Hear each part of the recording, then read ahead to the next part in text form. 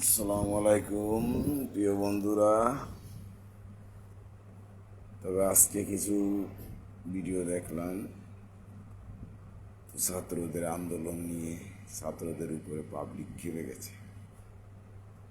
তবে এবারে জুলাই যুদ্ধটা একটু অন্যরকম হবে। এর আগে প্রশাসন পিটাইছে জুলাইয়ের যোদ্ধারা, এবার জুলাই যুদ্ধ করে পিটাবে পাবলিক। একটু এরকমই হবে, কারণ কথা আছে না, পাবলিক একবার বিশ্বাস করছে, বারবার বিশ্বাস করবে। এবার তোমরা মাঠে নামলে দোস্তরা একটু হুঁশিয়ার হয়ে নামো। যেটুক বুঝতে পারছি, মানে যেটুক সিচুয়েশনে আসতেছে, পাবলিক তোমাদের উপরে বিশ্বাস হারায় পড়েছে। আর তোমরা জামাত, 11 দলীয় জোট, ওই 11 দলীয় মিলিয়েও কোনো পালও থাকবো না। পাবলিকে পিটাইয়া সবগুলার চাঙ্গে উঠাইব। এত মানুষের হয়রানি, এত মানুষের দুর্ভোগ, তাদের প্রতি তোমাদের কোনো গুরুত্ব নেই। মানুষের প্রতি কোনো গুরুত্ব নেই। তোমরা গিয়া নেতামি করো। তোমরা নেতা, রাজনীতিবিদ। যেটা দিয়া রাজনীতি চলবো, যেটা দিয়া সংসদ চলবো, যেটা দিয়া দেশ চলবো, অথচ তাদের প্রতি কোনো গুরুত্ব নেই। কি করো? ধর্মঘট পালন করো, মিছিল, মিটিং। আর এত হাজার হাজার মানুষ যে কোন পর্যায়ে যাইব, কিভাবে তার গন্তব্যে পৌঁছাইব, সে সিচুয়েশন কোনো মাথায় নেই। মানে ওটা তো ভাবার কোনো দরকারই নেই। এটা ইলেকশনীয় সরকার। জনগণ ইলেকশনে জনগণ তারে ভোট দিয়ে পাশ করাইছে। একটা সরকারের সর্বোচ্চ 5টা বছর দেখতে হয় সে কি করে, ভালোটা করে না মন্দটা করে। তোমরা তার আগেই ফালমাইরা নাইমা যাইতে আসো রাস্তায়। একটা আবার ভাবতে আসো না যে সরকার জনগণ সংগঠিত করছে। এটা জনগণের সরকার, জনগণ তাকে ভোট দিয়ে পাশ করাইছে। তাকে তোমরা রাস্তায় নাইমে আন্দোলন করে মানুষের হয়রানি, মানুষের এটা সমস্যা, ওটা সমস্যা, এত সমস্যা কইরা তোমরা কি করতেছো? রাস্তায় মিছিল, মিটিং, এটা সেটা, পক্ষ চক্কর, দুনিয়া কিছু কইরা তোমরা তারা নামানোর চিন্তা ভাবনা করতেছো। আচ্ছা, এটা তোমার উদ্বেগ, ঠিক আছে, উদ্বেগ ভালো, কিন্তু আগে দেখতে হবে আমার উদ্বেগ লওয়ার আগে আমার কারণে কোনো নির্দোষ কোনো ব্যক্তি সাজা পাইতে আছে কিনা। অতএব যদি একটা নির্দোষ ব্যক্তি আমার কারণে সাজা পায়, তাহলে আমি কি এর রাজনীতিবিদ হইলাম? আমি অন্যের ভালো কিভাবে চাবো? যে একজনের ক্ষতি কইরা নিজের ভালোটা বোঝে, সে আবার অন্যের ভালো কিভাবে চায়? আল্লাহ পাক ওই ব্যক্তিরে ভালোবাসে যে ব্যক্তি মানুষকে সহযোগিতা করে, মানুষকে ভালোবাসে, তাকে আল্লাহ পাক ভালোবাসে। এই যে জামাত, জামাত, জামাত, শুধু জামাত, তাদের কিন্তু ইসলাম না। তোমাদের ইতিহাস ঘাটলে, তোমাদের পুরনো ডিটেলস আনলে সামনে, মানে কপালের চোখ মাথায় উঠে যায়।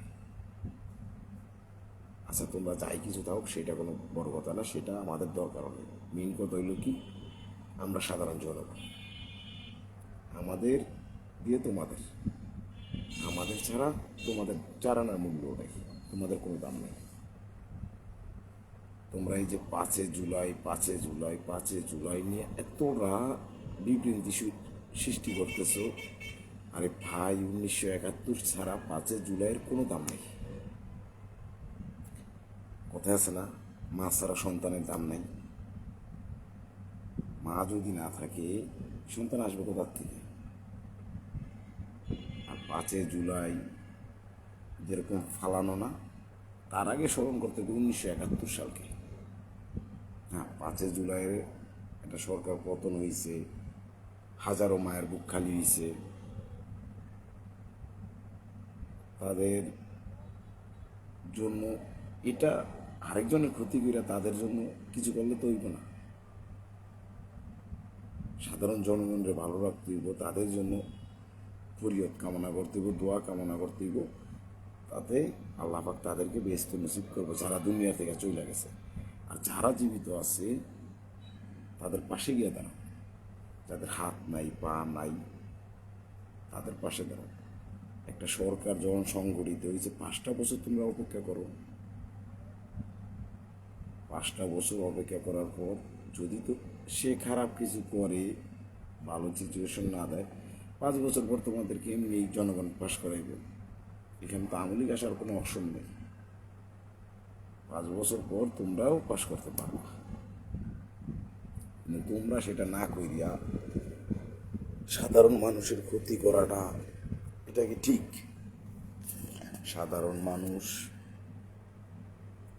এত কষ্ট করতে আছে রাস্তার ভিতরে, তাদের জ্যাম জট, বাচ্চা স্কুলে যাইতে পারতেছে না।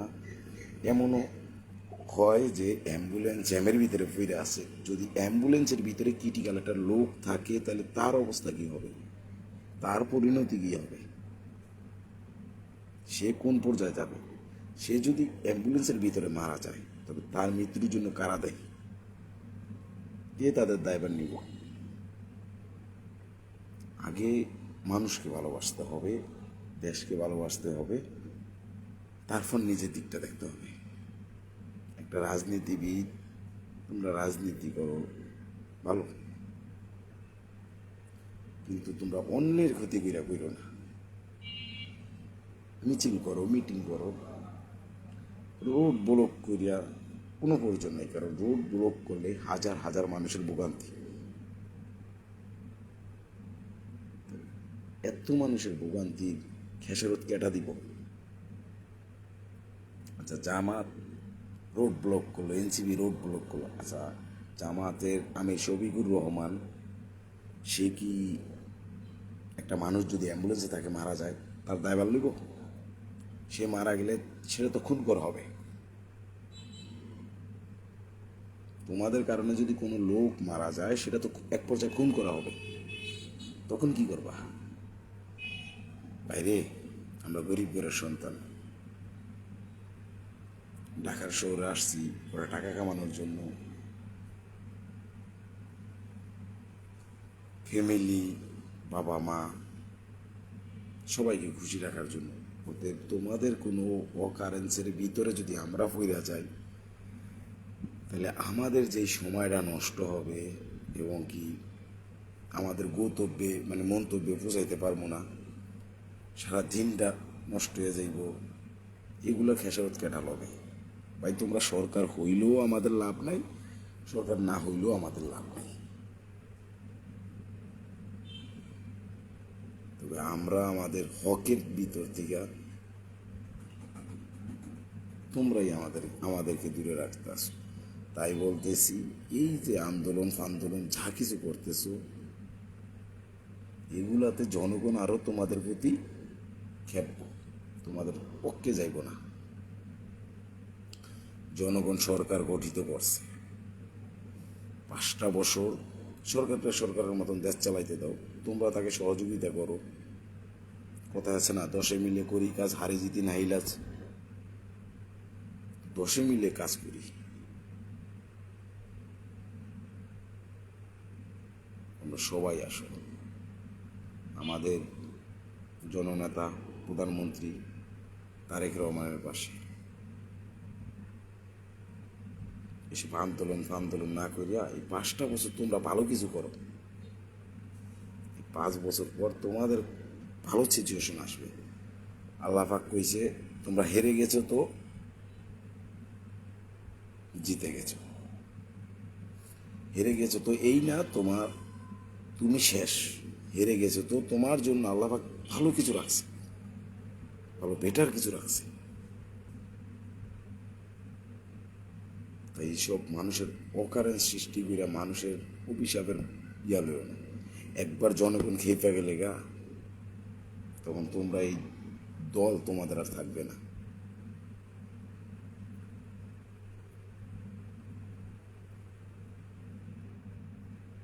তো আমি আমার সিচুয়েশনে যেটুকু ছিল আমি ওটুকুই বলছি। তো আপনাদেরকে আমি বলতেছি, কেউ এই আন্দোলনে অংশগ্রহণ করবেন না, সাধারণ মানুষের কোনো ক্ষতি করবেন না। এই আন্দোলনের বিরুদ্ধে প্রতিবাদ করুন। তারা দেশটাকে এইভাবে আন্দোলন করতে করতে দেশটাকে অধপতন করে দিব ভাই। সবশেষে ভোগান্তি কিন্তু যারা দিনমজুর, যারা পারিশ্রমিক, তারাই হবে, কোনো রাজনীতিবিদ হবে না। একটা জিনিসের দাম বাড়লে সাধারণ জনগণের ভোগান্তি হবে। তাই এদের বিরুদ্ধে দাঁড়ান, এদের বিরুদ্ধে রুখে দাঁড়ান, এদের পক্ষে না।